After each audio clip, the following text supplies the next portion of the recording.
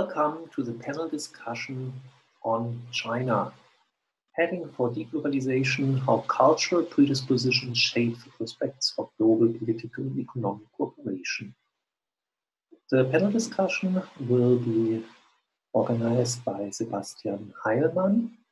He is professor for political science at the University of Trier, and before that he was founding director of the Merix Institute, the Mercator Institute for Chinese Studies in Berlin, an important think tank in Germany that has a very high international reputation, although it just started a few years ago. Sebastian Heilmann will also introduce the other two speakers of the panel discussion, Wang and Kahn-Ackermann. And before that, we will introduce the topic. We are not dealing with a Cold War, a new Cold War, as it is called, between China and the US here. And we are not dealing with, not primarily dealing with technological, geopolitical, or military rivalry, but rather with the cultural factors. So the shared beliefs, the social norms, even ideologies that have an impact on the economic and political cooperation. And we have two really distinguished panelists today here. One is Kahn-Ackermann. He's now sitting in China, I think, presently in Nanjing, right? Do I get that right? Yeah. Yes. So that's a different time parameter also. He's one of the major, he has been one of the major interlocutors in cultural exchanges between Germany and China for several decades now already, with a very deep experience in cultural policy in China. And he has headed several institutions that were contributing to German-Chinese cultural exchanges. So he's really someone who can talk from his deep experience about the prospects of cultural exchanges as they have played out over the past 10 years. What I want to stress here is that Kahn-Ackermann has actually been really prominent this year through two translations that are quite striking, I'd say. One is a book by Zhao Tianyang, an international relations theorist. It's called All Under Heaven, in German, Alles unter dem Himmel. That's a book that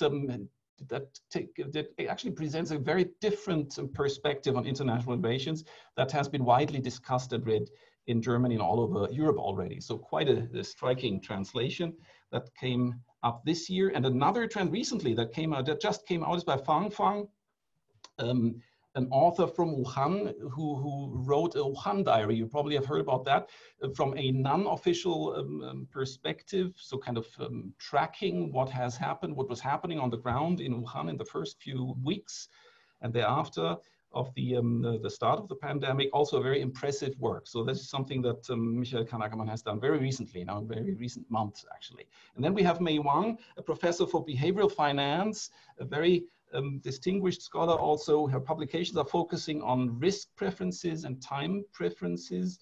And she's using evidence from very large country samples in her studies. That's very impressive stuff. So it's about cross-cultural comparison of investors and financial market behavior. And today she will have probably a different approach to culture and what this explains about economic cooperation. But we are very happy to have these two very different perspectives. So this will be a panel on big issues now. So I had some slides I prepared. First, I want to talk from economics point of view, and then I will extend a bit to the culture part. So just like what just now Professor Ackermann said, we need to first settle what we are talking about. So very often people use the same word for different meanings or use different words for the same meaning. So that sometimes happens to the two words deglobalization and anti-globalization. So here we're talking about deglobalization.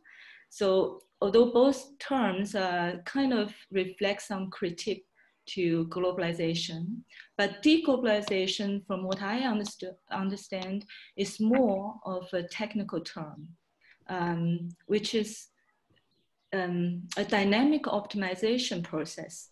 So it's more based on the cost-benefit analysis, based on the empirical evidence, and it can be done decentralized and case-by-case manner. So unlike anti-globalization, maybe more ideology-based. Okay, so here is at least an argument.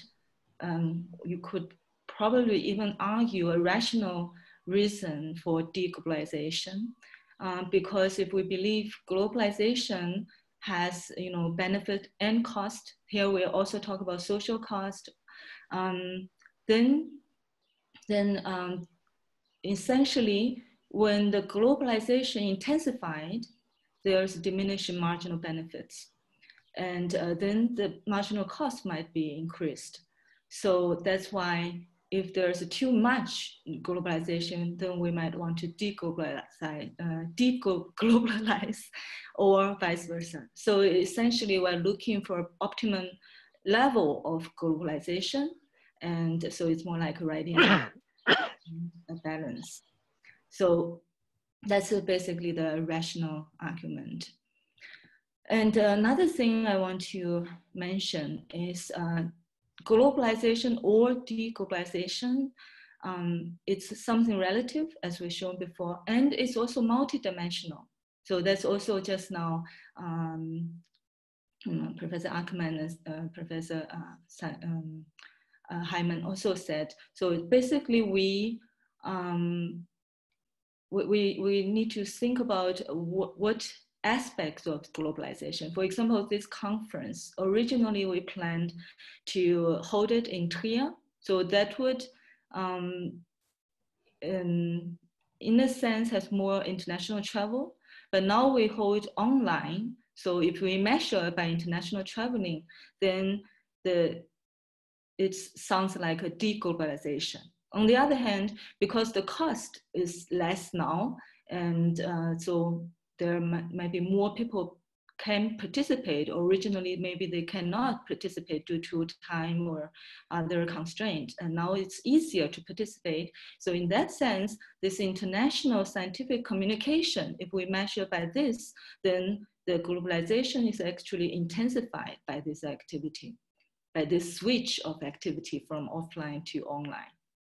Okay, so now if we look at a typical index, a typical measurement for globalization by economists, if we do empirical or theoretical study on globalization, then tariff rate is a very good measure, could reflect international trade, how globalized, how easy it is to do that.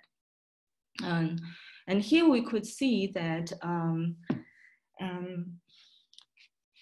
that essentially, now you might heard very often we talk about deglobalization 2.0. That is because if we look at this graph, there is actually sharp decrease of tariff rate by the United States in early 20th century. And then there is sharp increase of the tariff from 1920s to 1930s. So that is a period of the deglobalization in modern history. So it's a sharp decrease of globalization. So that's why now we're talking about the second time deglobalization, essentially in the last century. Okay, so if we use this measurement from actually ETH in Switzerland, they have a globalization index that is reflected, so it's composed by social and economics, cultural globalization. So this, economic, political, and social criteria. This globalization index is composed of these three aspects. Then we could see that there is a trend in the last 30 years of increase of globalization, smoothly in a sense. And also if we look at the degree of globalization, that Ireland is the highest currently, and then followed by some kind of small European countries, and then the bigger economy also, they have a high degree of globalization. And China, India, Russia, they have relatively less compared to the world average. So in that sense, we could see that if we go back to this graph, that where every country has different level of globalization. So if each country want to find optimal point, then some of them might want to increase, some might want to decrease. So this is all kind of adjustment process, we should see it. And here is just to highlight the BRIC country and South Africa. And we could see they still have a relatively low level of globalization and compared to the advanced economy. So that might be one of the reasons that they are at the government level is more motivated for globalization, especially like current China. Okay, so from economic point of view, if you learn anything basic theory in international trade, then we know that based on the comparative advantage argument that globalization at the country level is a win-win game. It's not a zero-sum game. That's why from this empirical study that you could see that all countries are winner. If we ask who are the winners, everybody is winner, at least in this analysis. And who is the biggest winner? By the absolute amount, Switzerland is the biggest winner, and followed by Japan and other, big economies. So US is rather mediocre here, but you can also see that US is not that high in globalization level. So that, but generally you could see a split of advanced economy and emerging markets. Emerging markets by absolute amount, they didn't win that much. However, if you look at the relative amount, so in the percentage, then China is the biggest winner. And US is actually on the bottom, you can see. So this is maybe easier to understand if we think about a party, that if we come with an empty plate, then we're happy, even get a small cake. So that is the right side. So it's in a sense a poor country. Before globalization, they have nothing. And then you get a small cake, you are very happy. But if you already have a big party, have all kinds of delicious sweet, then even a big chunk of cake may not make them, so they don't appreciate so much and maybe don't even notice this gain. So, so that might explain somehow the international difference. Now we hear different voice from America and China. China, they still want to globalize more, but US, they rather retreat. So this we could understand, I think from this psychological point of view, that this is very typical in behavior finance called framing effect. So it's more about the relative change rather than the absolute change that make us happier or feel loss. Okay, that is said, at the country level, aggregate level, every country basically have net gains. But because of that, there are also, even the most orthodox economists would acknowledge they are domestic losers, at least for some period of time.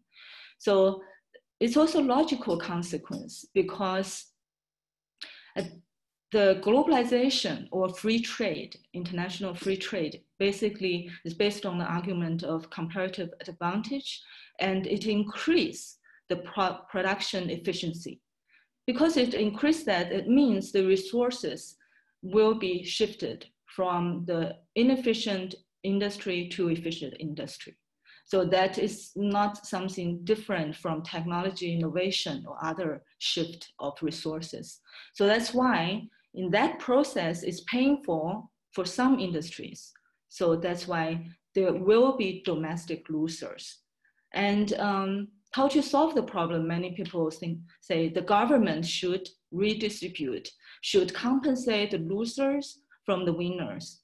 However, there is a paradox that if you compensate in that way, you might change the incentive. Then the winners will not do what they would have to without this, redistribution. So, and then the efficiency improvement will be diluted. That means the additional cake will shrink. So that is a paradox, can be actually elegantly shown in a theoretical model, but it's not so easy to communicate with the public.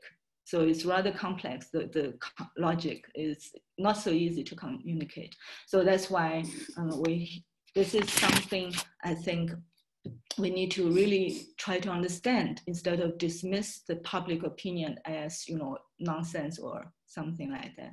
So to understand how public form their opinions, since I have a computer science degree before I entered the economics discipline, so I like to think things from information process point of view. So we could think about a simple kind of information process model that since we are born, we are already exposed to all kinds of information, willingly or unwillingly. We actively search information or passively exposed to all kinds of information.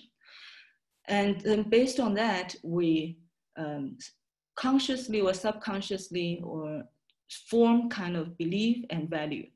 And the belief is kind of some judgment of reality. So our own construction of a reality. And the preference could be intrinsic preference, but could also be influenced by all kinds of sources. And in our discipline, we also pay a lot of attention to the behavior preference and social preference, not just rational preference. Okay, in this whole process, and then we form some kind of opinion of public choices, public policies. So it's essentially public choice because we cannot decide on the public policy itself, but implicitly it's a decision that we would prefer to have.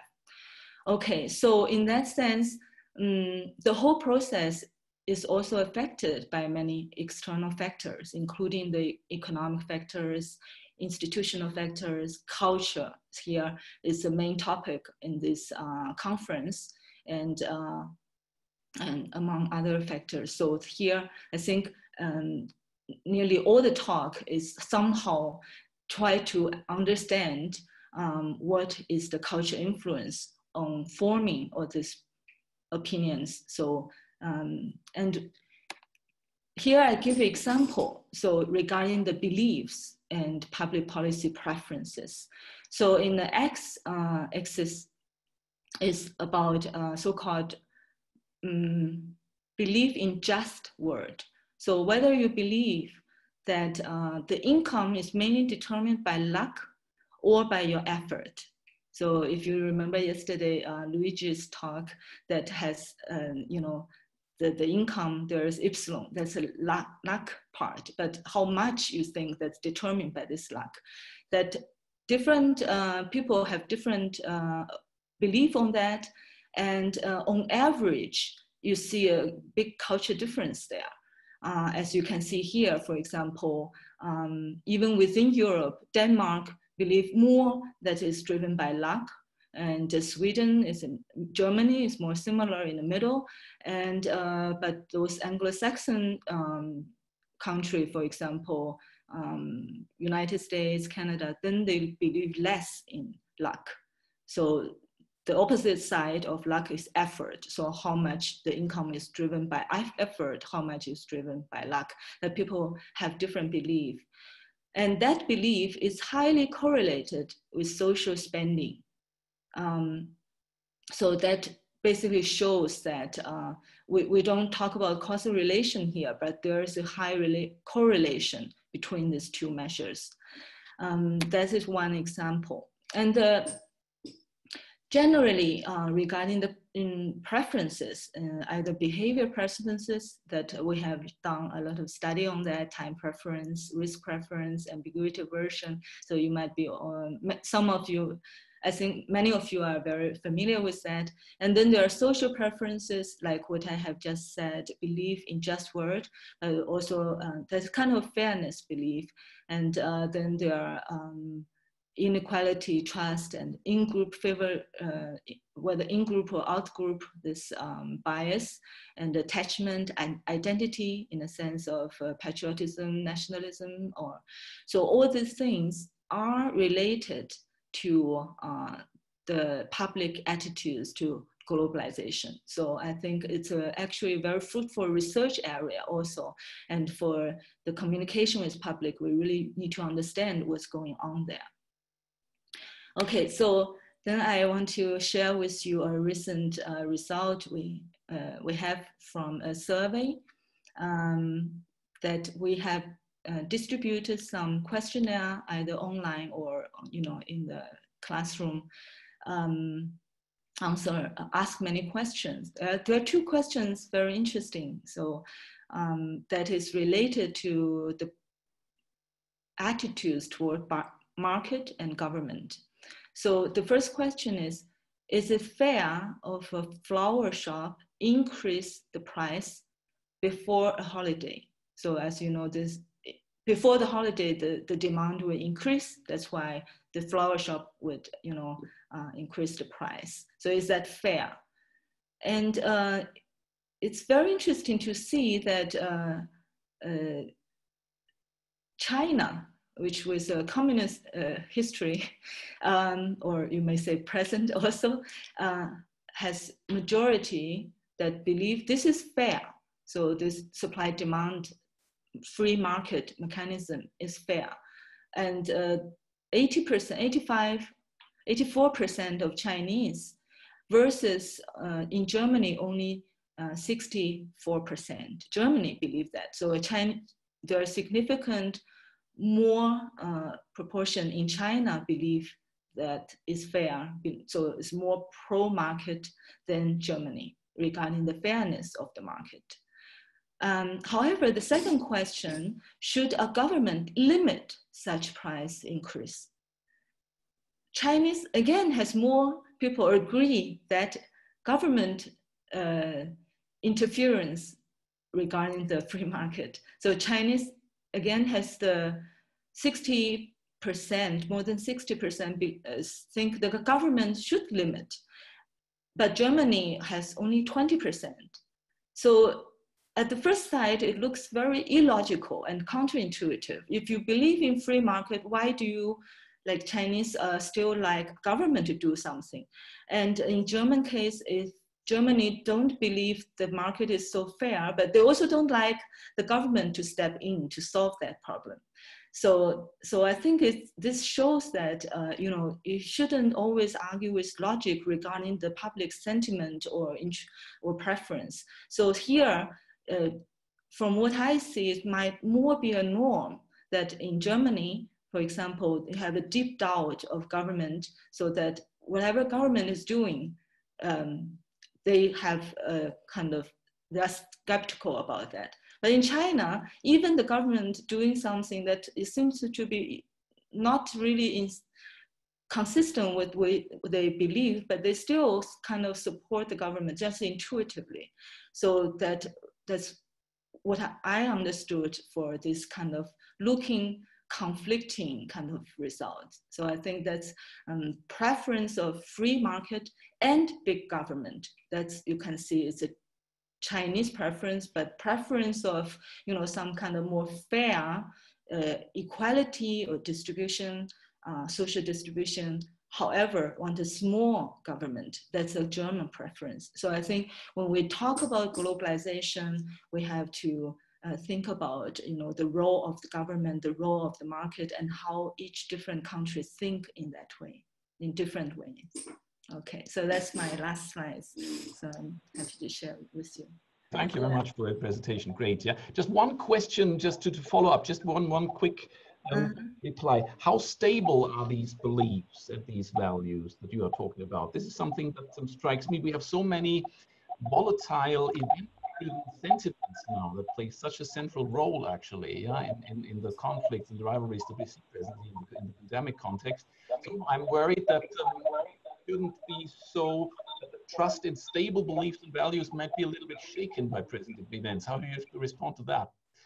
Yeah, that's why just now I showed this this information processing model. So in my observation, the final opinion may not be very stable. It's quite affected by all the media or many other things.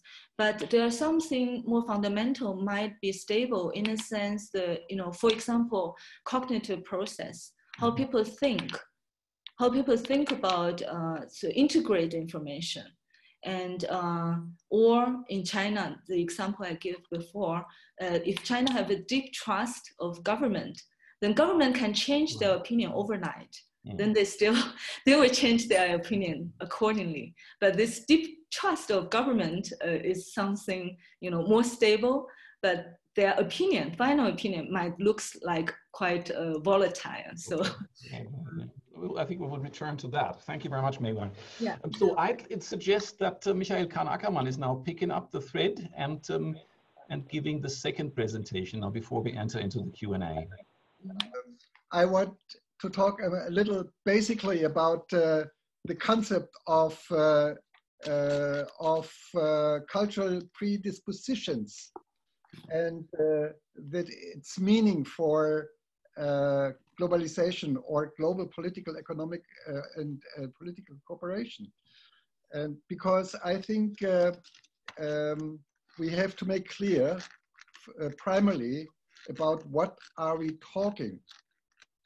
When we talk about cultural predispositions, do we talk about shared values, behavior patterns, aesthetic standards, religious or ideological beliefs rooted in traditions of a society, or actually formed or forced by today's power structures?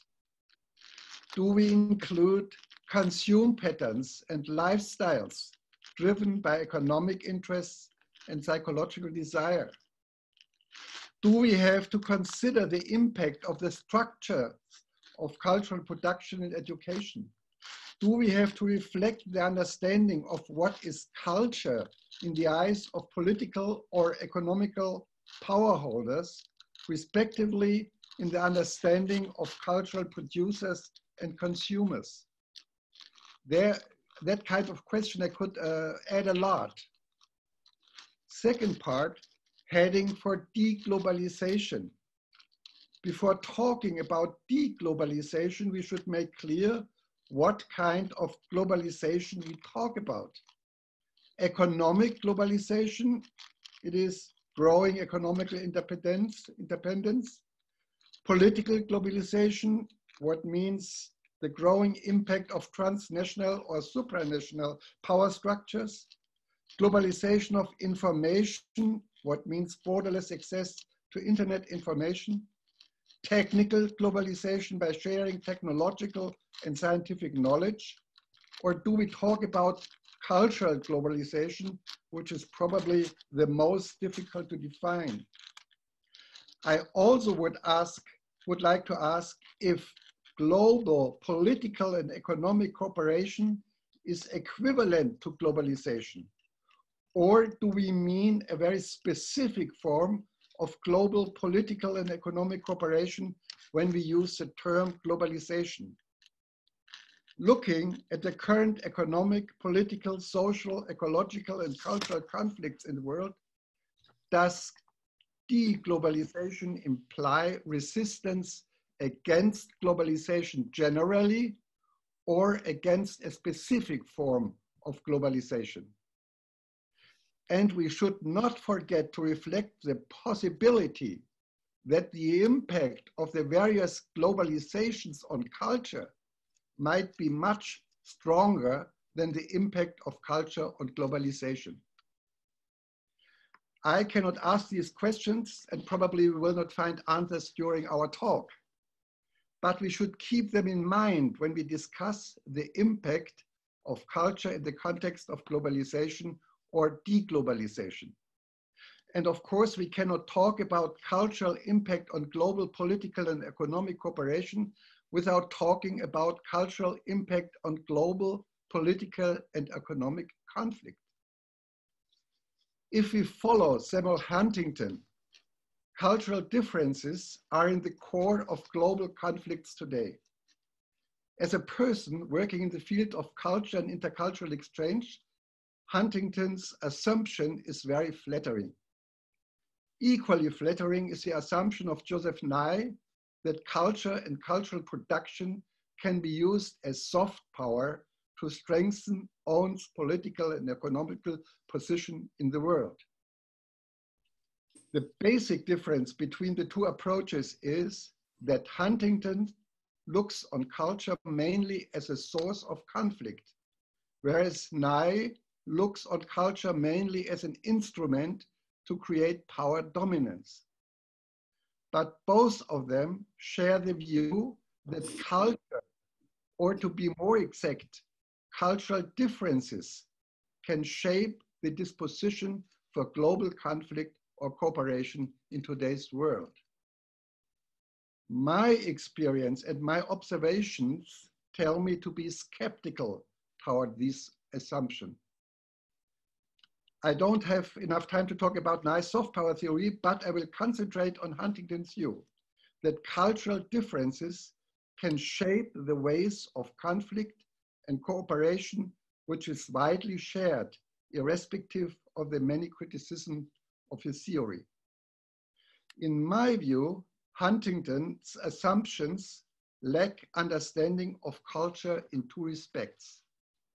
Firstly, he divides the world in major civilizations, which are defined by fundamentally different values and rules of social behavior, deeply rooted in tradition. My personal experience is related to the so-called Chinese or Sinic civilization. So I take contemporary Chinese culture as an example. Today's Chinese culture or civilization is a highly hybrid phenomenon. It's definitely not a Confucian culture. And by the way, it has never been. Also, Confucianism in its various forms has played an important role in forming traditional Chinese culture. And you can easily find Confucian remnants in today's China's society and culture. But China's leadership's main political cultural goal since beginning of the last century is to create cultural identity as a Chinese nation, in Chinese 中华民族, in a nation state. And thanks to these efforts today, today's dominant foundation of cultural identity for most Chinese, especially the younger generation, is nationalism. Both are cultural products of the 19th century Europe and alien to traditional Chinese political and cultural thinking. It is nationalism which forms predominantly the cultural mindset of most Chinese people today, other than Marxism, also a cultural import from the West, which never was deeply rooted in Chinese society even after 1949. In a culture in which clan and peer group bonds played a decisive role as fundament of cultural identity, the concept of class stayed mainly a pattern of political rhetoric. The revival of tradition in Chinese cultural thinking during the last 20 years is much more a spin-off product of nationalist sentiments than a real return to cultural traditions of the Chinese past. Secondly, Huntington looks on culture mainly as tradition-rooted values, religious beliefs, and behavior patterns, which, as I just said, also can undergo fundamental changes. But culture also includes consume patterns, lifestyles, and ways of communication, which are much more fluid than deeper-rooted elements of cultural identity. When it comes to cultural impact on globalization or de-globalization, we have to consider both elements of cultural predisposition. Let's talk again contemporary Chinese culture as an example. I often meet foreigners coming first time to China, being perplexed by the Western outlook of Chinese cities. It is indeed striking how much contemporary Chinese urban planning and architecture copies Western, especially North American models. The destruction of traditional urban structures started in the 50s, but it reached its peak during the period of reform and opening, when whole traditional structured quarters were torn down to give way to high-rises. The streets and highways in between are jammed by cars, mainly European, US, or Japanese design, mainly new models, lots of SUV. The people sitting in the cars are dressed in Western clothing, very often fashionable international brands or copying them. They permanently look on their mobiles and communicate via social media. Shopping malls selling international brands and commercial advertising is omnipresent. This view does not represent the whole China, as China's Prime Minister Li Keqiang made it very clear recently, telling a stunned Chinese audience that 600 million Chinese citizens earn less than 1,000 renminbi per month. A fact aggravated but not created by the aftermath of the corona epidemics. The surprise created by the disclosure within urban dwellers of the so-called Chinese middle class was partly due to the fact that it contrasted so much to official propaganda, which draws a shining picture of a China in which, thanks to the efforts of the leadership of the Communist Party of China, the country is at the brink to eliminate poverty in Chinese society. But it is equally due to the fact that besides nationalism, consumerism is also a cornerstone of the cultural mindset of Chinese middle class. And the items desired by this consumerism are very similar of these of Western consumers. It is obvious that this consumeristic cultural predisposition is helpful to enhance a certain form of economic cooperation. Nobody yet explored the impact on Chinese cultural predispositions through the pervasive acceptance of US American fast food and Chinese women's craze for Gucci bags. But the impact on a kind of global economic cooperation is as obvious as it is the success of TikTok the way around. Simplifying reality, one could say that today's China's cultural predisposition as a factor of global cooperation or confrontation are much more formed by globalization, starting from imperialism and colonialism in the 19th century until today's internet, than predispositions rooted in own cultural traditions form global cooperation and conflict. You probably may object that these kinds of cultural similarities between different cultures are only superficial and conceal deeper lying and deep-rooted cultural differences and dispositions. This is partly true, but in my experience, even deep-rooted cultural differences are much less conflictive than the similarities in today's cultural predispositions, being mostly formed by Western-created ideologies like nationalism, racism, imperialism, Darwinism, unrestricted belief in progress, and consumerism. Today's Sino-American conflict on the cultural and ideological level is more driven by similarities than by differences. Global dangers as climate change, social inequality, ecological risks, competition for natural resources, and technological leadership will shape the prospects of global political and economic cooperation and conflict much more than cultural predispositions.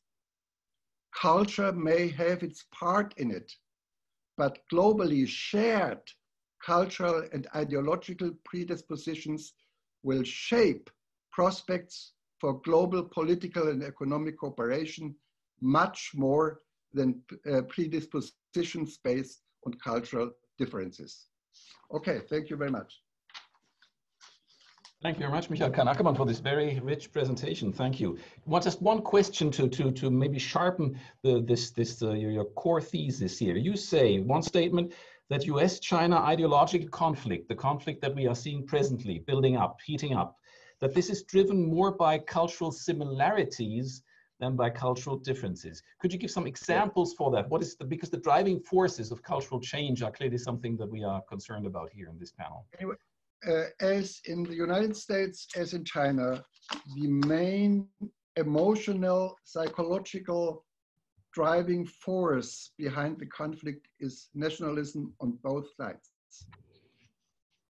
And the idea of a kind of suprematism of the own culture and own society, which is in a kind of way with an outcome of imperialistic ideologies of the 19th century. Very simply, very basic. Okay. These both. So it's a conflict about national superiority in a way, a geopolitical, a power projection conflict. Geopolitical, yes, but also cultural, because it includes the idea of the own cultural superiority, which becomes more and more prevalent in the inner Chinese discourse. Okay, so a question to both of you, because I think we should try to come to grips with that. So if Chinese culture, so the beliefs and values that are predominant in Chinese society or are being moved about presently in Chinese society, if this is an intensely hybrid phenomenon, a mixture of all sorts of influences, what kind of influences are the strongest there that are driving cultural change? Because if we are talking presently about an increase of conflict between the US and China, for example, then we should try to find out what has changed as opposed to previous years. So this is something that we should try to come to grips with. Wang, do you have a suggestion how to deal with that analytically? What is really driving cultural change presently, the change of beliefs and norms and heating up the conflict in effect? So just like Mr. Ackermann just also mentioned, I also noticed in the recent years, this nationalism sentiment is increasing a lot within China, probably because of media censorship and some political kind of suppression. So could that in the sense that usually if it's in a hybrid society, you should be able to hear all voices. However, if there's so-called kind of ideology, kind of guideline from the government, then there's some part of the voice is artificially quiet.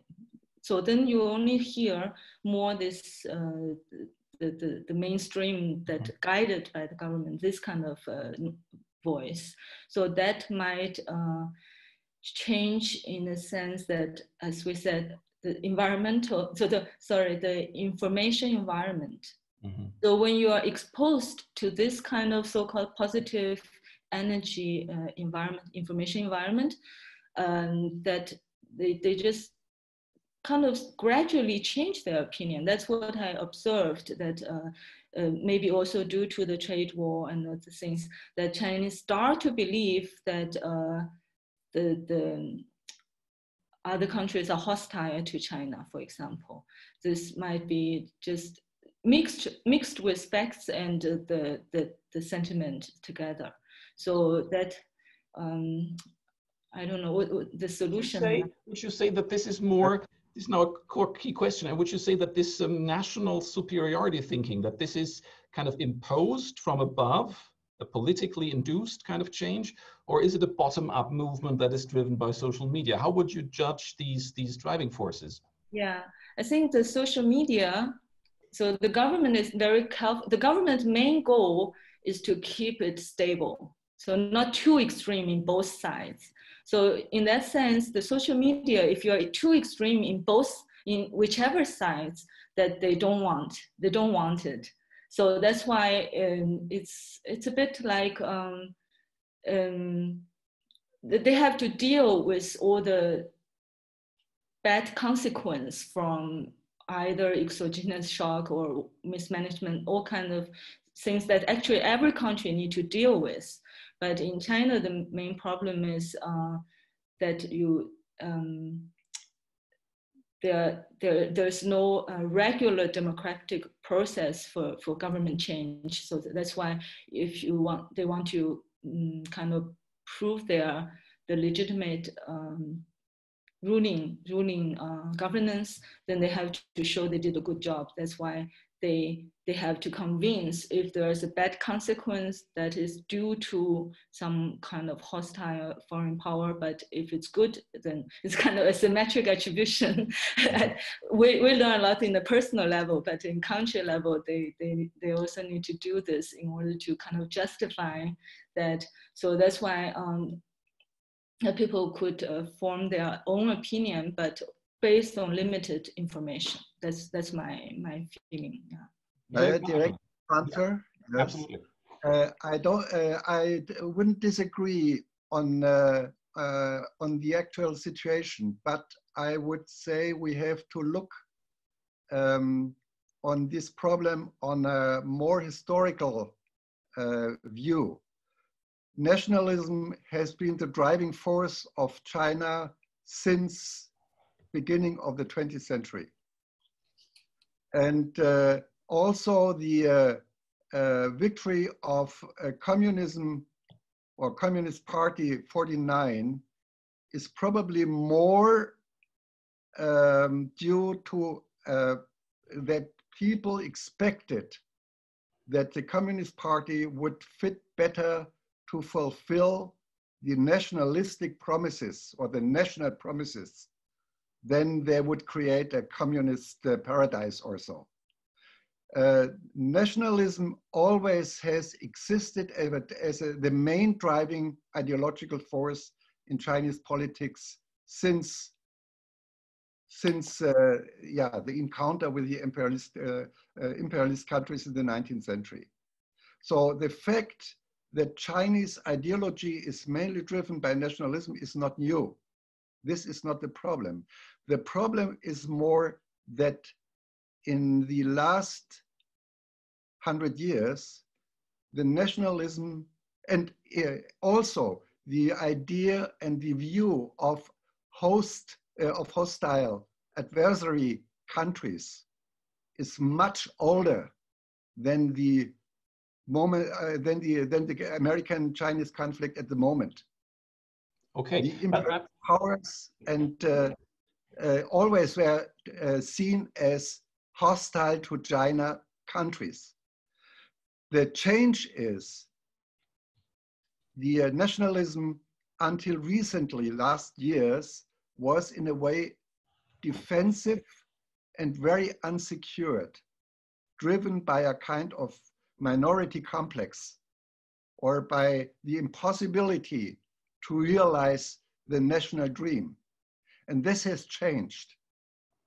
What Chinese leadership today can mobilize is a real kind of, I would say, of a new nationalism, even a Chinese suprematism shared by a great part of the Chinese population. Not of all, of course. And of course, the voices of these hyper nationalism are much louder than people who are against or people who try to calm down but I wouldn't say that Chinese leadership is, or in the moment, Chinese leadership needs these kind of emotions, need this kind of ideological mindset, and sometimes tries to calm it down because it becomes too dangerous. But this is not something which is only created by censorship. But where does this national superiority complex, as we tend to call it now, this suprematism or superiority complex, where does this come from actually? Is it politically driven, or has it just come up with real economic development actually? Yeah, and growth. I would say economic development is a base. I mean, the feeling the first time in more than 5-6 generations, China is playing an essential part in global economics and is a powerful economical power. This is a base. The other thing is that what the government in the moment tries, in a way quite successful, is to create a new image of Chinese identity, which includes, and this is completely new, includes traditional values as a propaganda tool. It's not a real turn back to tradition. It's a constructed tradition which takes our elements out of their own history, which the leadership thinks could be helpful for create this kind of cultural, political identity of a Chinese nation. And that people today, the first time, get proud when they think or speak about Chinese nation is something which is not only propaganda, it's to a good deal real. Wang, do you want to comment on that?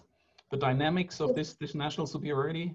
Yes, I agree. A big part is indeed, you may say, history driven. So China, if you take in the long time horizon, that from Tang Dynasty, and they are very proud of that part of history. And then in a sense, we have a de-globalization already in Ming Dynasty. So, and then we retreat, and then then what is a big shock for the national pride is at the end of Qing Dynasty, right? So we are kind of lost a war with Japan, which they never took it serious. So then not only once lost against them. So that's a big kind of shame. And then also lost against the Western countries, so all these things make Chinese want to be strong again. So that is a kind of a motivation from the country level, also at the individual level. Yeah, so even they go out to learn the Western side technology, the goal is to make our country strong again. So that's kind of something we're very familiar with since we grow up. So that in some senses, I think it's, the main point is, I have to say, when I was educated in that way, I was never, this make our country strong again is not based on destroy other countries. At least my personally, maybe it didn't come into my mind. But now it's a bit like a zero-sum game that in many people's mind, and it's, we are strong, so Americans don't want us strong, so that we have to fight back. So it's this fighting spirit. I find it's a bit recent phenomena, or yeah. maybe because I was not observing that when yeah, so it's not as dominant, I would say, as now. I mean, I think two things are interesting in that way. The one thing is the way how China reacted on the experience of being oppressed, let's say, is also to create a nation state. China never had the idea of a nation state and was never a nation state. It means it was to copy the nationalistic ideologies of the great powers who conquered China. But it was this desire to become a big nation already under Kuomintang rule was never fulfilled. When I came to China in the mid of the 70s, still Cultural Revolution, it was a very contradictory feeling towards the own situation. We want to be strong, we want to be a great nation, but we are backwards. We are weak, we are, and so on. And we are despised by other big countries in the world. And now the first time this kind of we will become a big nation, a world power nation, in the nationalistic sense of the meaning. This is something which is a new experience to a lot of Chinese today. China never in history had the concept of a nation, of a national state. It had no defined borders. The idea of a national sovereignty didn't exist, and so on and so on. This is a purely imported idea, which became the main driving force in the last 100 years in China.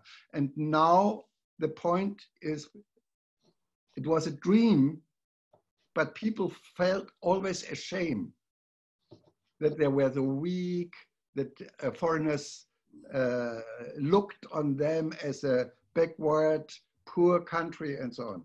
And this has changed. Okay. And I would say this is the main change at the moment.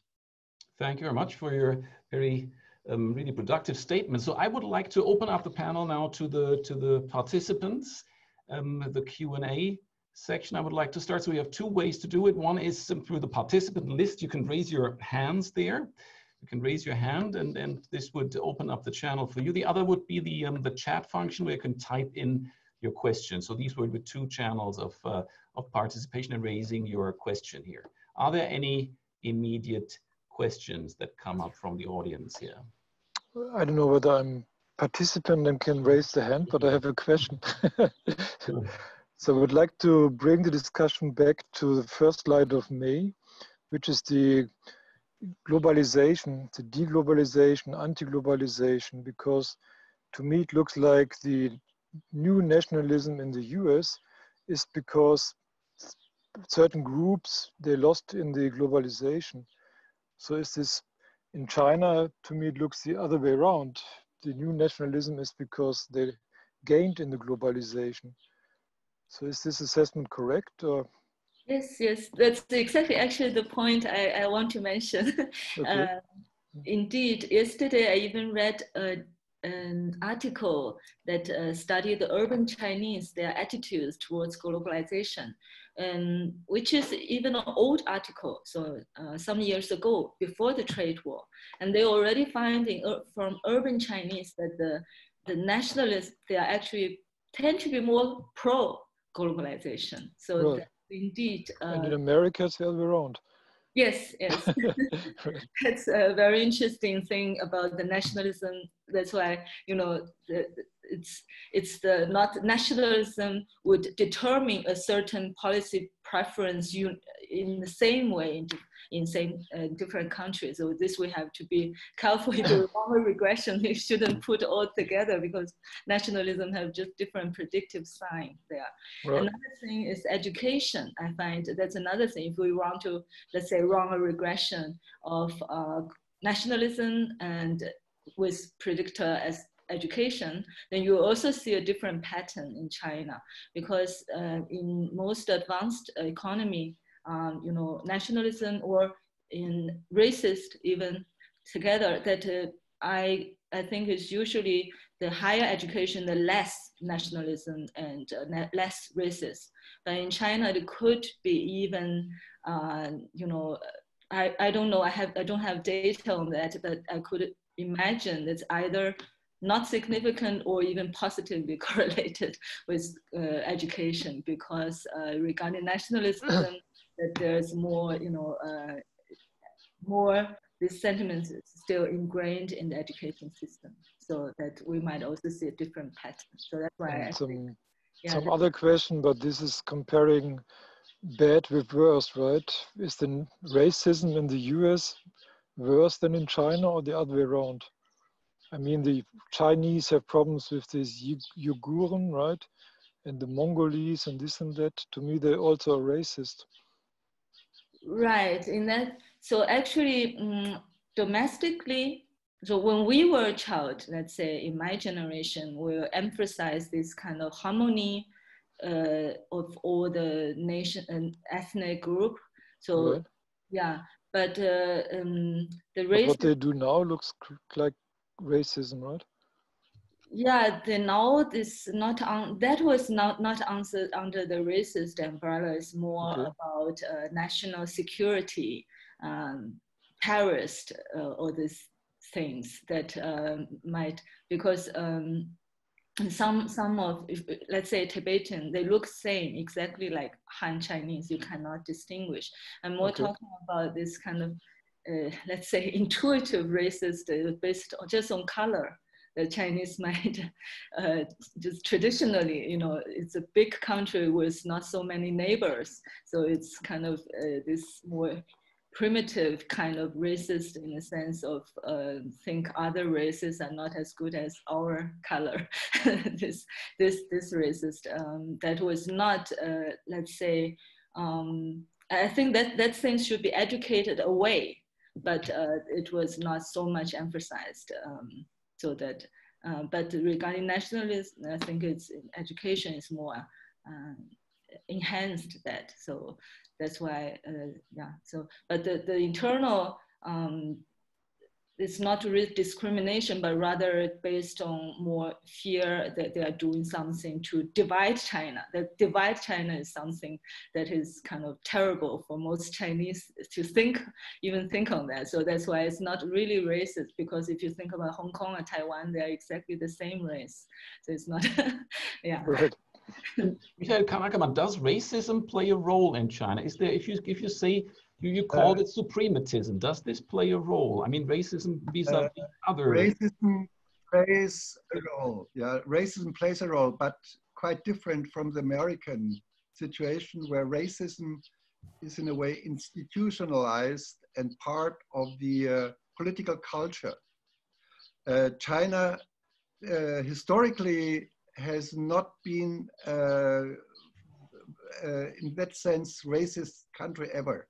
Even when it was ruled by the Mongols and there were very strong political borderlines between the Han people and the Mongols, it was not so much a racist concept. The racism was introduced into China exactly at the same time when it was introduced nationalism. And one of the forefathers of contemporary China, a person who had an enormous influence of Chinese intellectual thinking in the beginning of the 20th century, Kang Youwei, he developed a completely racist theory about which kind of races are more superior to others. So you have these elements. But I would say that racism is not something which is in the genes of Chinese politics.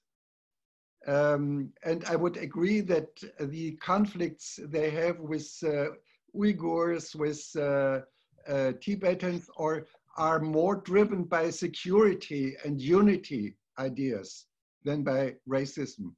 But of course, there is a kind of underlying racism in the perception of the Chinese people. For example, when it comes to Black people, if a Chinese lady would like to marry a Black person, it would be completely horror for the parents and for the whole environment. Can you still hear me? Yeah, yes, we are shocked. It's fine. Yeah, right. Yeah, that's we hear the sound. We are just shocked by the last statement. But this hasn't changed at all, actually. Yeah, from our, I mean, I studied in China in the 1980s. There's these prejudices are there, and they have stayed even maybe stabilized even over recent years. So this is something that's not the prettiest part. I mean, we are talking about the predispositions on the one hand, but the other thing is the issue of de-globalization. Do all these changes in beliefs and values and nationalisms, do they produce a tendency to withdraw from globalization or to reorganize globalization in a way that it serves China better than in the past? How is this? How could we see this? Wang. Okay, so I think one thing is about pragmatic solution, because as many Chinese said, especially economists said, now the economies we are with each other, so it's very difficult to do real big scale deglobalization that if it's running like that. So it's like they don't have a choice. But if they have a choice, or if they have to have a choice as a response to deglobalization of other countries, like US, then they have to find a solution. So my feeling is business community, they really try hard to find a way to deal with international and national domestic situation, whatever. It's not only deglobalization is a difficult situation to deal with, there are many other things. So they have to kind of find a way on if they are doing business. So that's what, if we want to have a case study, for example, Huawei would be a perfect case study. So they never have a deglobalization sentiment there, but still they have to deal with it. Yeah, so. Could you comment on the Silk Road project? My comment? Yeah, is this globalization or nationalism, or what is the Silk Road project? Yeah, I think it's again also a kind of multifunctional package. So there's also one thing that is because now we have too much production capacity. That's one of the reasons that actually could also be their agenda. They have to, shift those production capacity outside. That's one, and unemployment. So I think that the idea is actually might be based on many economic motivation to solve some internal problem or pressure.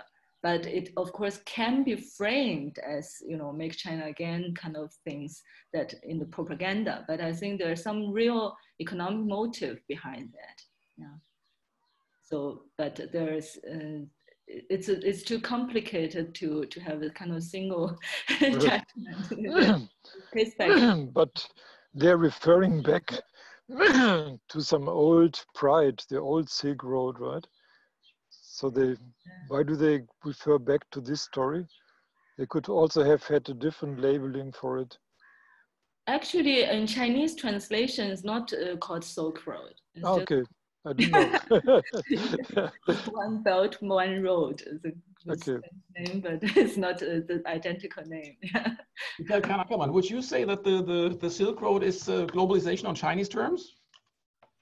In a way, yes. I would say we shouldn't look on globalization and deglobalization as contradictory. We will have both. Mm-hmm. It depends a lot on where the gains are. And China is the biggest gainer of globalization economically. But it's always also a threat for the power system, which makes it in a way to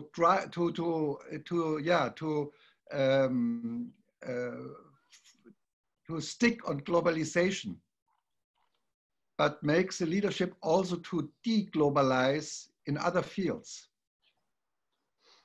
There's a question from Luigi, but I don't find him presently on the list. Maybe he has disconnected, right? No, I am here. Are you Can here? You see me? Yeah. Yes. Can right. you hear me? Yes, we hear you clearly. Very good. Yeah. The video, I don't know. It seems okay. Maybe I can start my video. Okay. Yes. So sure. no, I just wanted to add, you know, broaden a little bit the perspective and move a little bit away from China to the neighboring countries, because that I think can help us a little bit in understanding this issue of you know, globalization and the political consequences of the phenomenon on Western countries and Eastern countries. So there is a nice graph that I saw on The Economist, I think was 1.5 years ago, that was reporting support for globalization across the globe.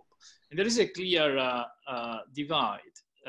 You know, globalization has become extremely unpopular in almost all Western economies, despite of the fact that, you know, traditionally up until the opening up of international trade to China, they were the supporters of open trade, and despite of you know, the long tradition in economics and in liberal thought, that there are big gains from opening up to trade. And on the other hand, so for instance, in most Western countries, there is no majority that supports globalization. Even in the US, I think the fraction of the population that supports globalization is below 50%. So that means that there is a majority against. Whatever that means, but that is a measure of you know, the political support for opening open trade. If you look at Eastern economies, in particular, you know, countries like China, but not only China, there is a super huge popular support for globalization. Like, you know, Vietnam was astonishing. 98% of the respondents were in favor of globalization. And the reason is the one that Ackermann was mentioning. You know, these attitudes are just the response to the benefits that people assess from the phenomenon. So if you gain from globalization, then globalization is popular. You benefit for it and you support it. Whether, and I think, you know, the kind of political consequences that that can have, I think it's not surprising that you have a nationalistic reaction in the Western countries, and you have a similar sort of reaction in Eastern, Far Eastern economies and in China, perhaps.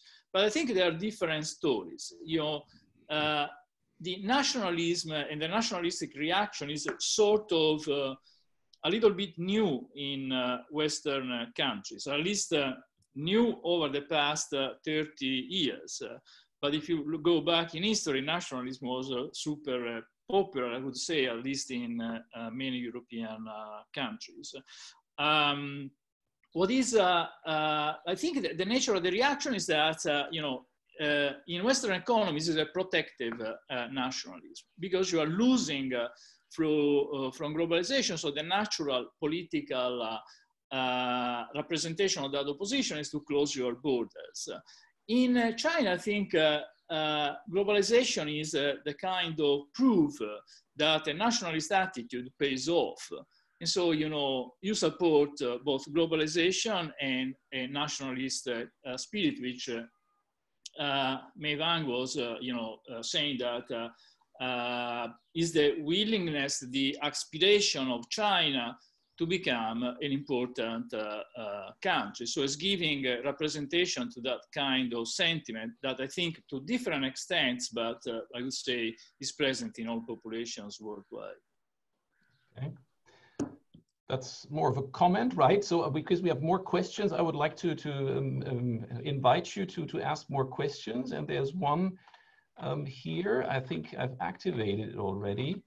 By Mrs. Liu Gerhardt. Where is she now? Maybe I'm here now. Very good. Okay. It's just I cannot put on my videos. The internet is not very stable. Okay. First of all, thank you very much for the insightful presentations. I liked it really a lot.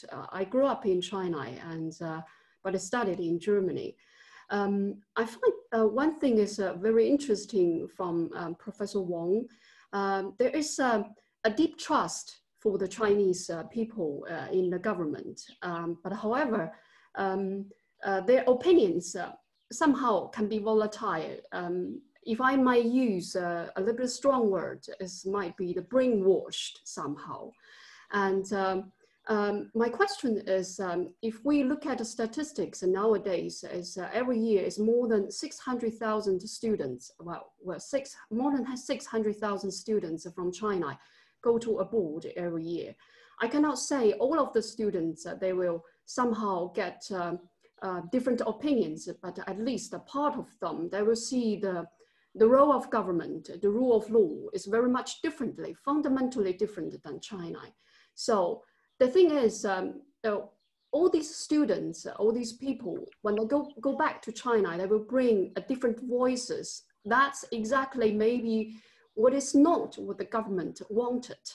So my question is, would those kind of movements whatsoever will be accelerated the process to the value change, or will the government somehow do something and repress again? Thank you. Okay, May, do you want to comment on that? Because this is really going to the root of the thing, probably. Yeah. I think going abroad may not totally change the way of thinking. So if I refer to my little toy model, the information is there, but how to process information is actually quite, when you are adult, it's not so easy to change that part. So you could selectively select the information, or in a way motivated process the information. That's one thing. The other thing is going abroad, that what they see is a lot of, it's a free media here. So they would see a lot of bad news. Let's say if I live in Germany, I would see Germany, all kinds of bad news about Germany, but I would not see, if I look at Chinese news, then it's more positive. So in that way, I know many Chinese, they actually stay with their Chinese news media environment. Then they would see, German media and Chinese media, at least one in common is they all criticize, Western world, but Western media criticize Chinese, but Chinese say they always criticize us. So it's kind of confirmed their belief. So in that sense, as we in behavioral economics, we know this confirmation bias. People just look for evidence to confirm what they believed before. So it's very difficult to change their belief unless they actively want to objectively update their belief. So that in that sense, I see many Chinese when I came back. Yes, some of them might have a new view, but many of them may not, or even more patriotic, even intellectuals, more patriotic than before. That's one thing. And the second thing is there might be some self-censorship going on, that if you come back and notice everybody is think foreigners are hostile, and if you agree with foreigners, then you might also be hostile. Then that's they might implement some self-censorship. So that's one thing that I'm not so optimistic unless the bigger environment changed. Yeah. So returning students from abroad, Michael Kahn-Ackermann, they can also be a force for nationalism, right? That's what actually. They are. I fully agree with this, what Mrs. Wang said. Interestingly, most of the opinion leaders of the new hyper-nationalism in China has been abroad, mainly in the United States, partly in Europe, and turned to these kind of very strange neo-Maoistic nationalism when they came back. this is something which I think we haven't reflected enough upon. This is a very complicated process, I agree. Partly they cannot process the information, I agree to that, that's a problem. But it's also a kind of experience. A lot of Chinese returning students are frustrated the way they were accepted or not accepted in these different cultures, and take it very personally. So the problem is, and this is a real interesting question, worth to deeper research, that the outcome of this immense number of Chinese students studying abroad is a more nationalistic outlook. And on the other hand, also we have to ask, what have we learned now 50 years dealing with China and working economically very near and very intensive? What have we learned about China? So I cannot answer that question, but the fact is that this experience of living in a foreign culture, in an alien culture, in a new culture, seeing things which these people also appreciate, doesn't make them more critical, more liberal, more reflective. Okay, thank you so much. We have reached our time limits, but thank you for this very lively and I think very fruitful panel here. Thanks so much to Wang and Kahn-Ackermann.